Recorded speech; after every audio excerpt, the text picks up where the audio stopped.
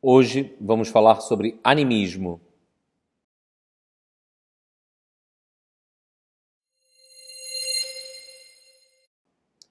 Olá pessoal, eu me chamo Felipe Brasil, sou sacerdote de Umbanda no Templo Espiritualista Umbanda, casa de Umbanda localizada em Maricá, no Rio de Janeiro. Hoje nós vamos falar sobre o animismo na Umbanda. Muita gente às vezes confunde o termo animismo, mistificação, e aí eu vou ter um vídeo só para falar de mistificação. Mas animismo, a palavra, vem de ânima, tem sua origem em alma.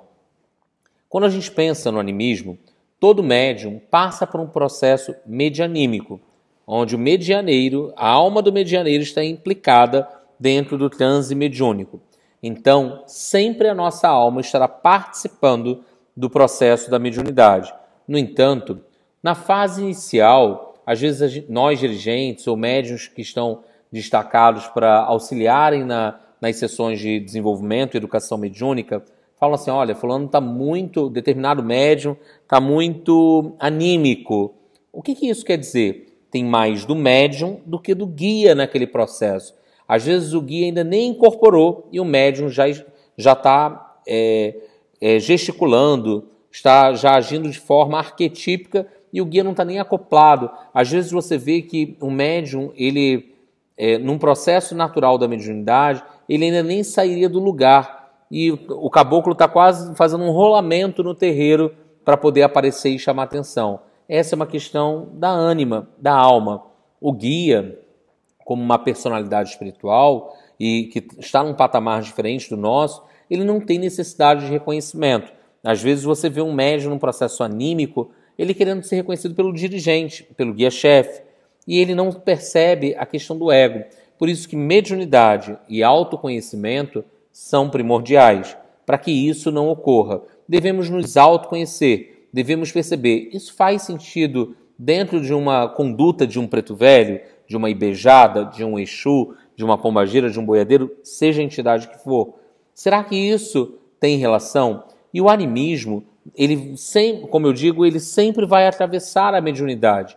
Mas ao longo dos anos, ao longo do mediunato, do processo de desenvolvimento espiritual, ele deve reduzir, e cada vez mais nós temos o desafio de tornarmos a nossa mediunidade mais cristalina. Isso quer dizer o quê? Que o guia possa aparecer mais do que nós.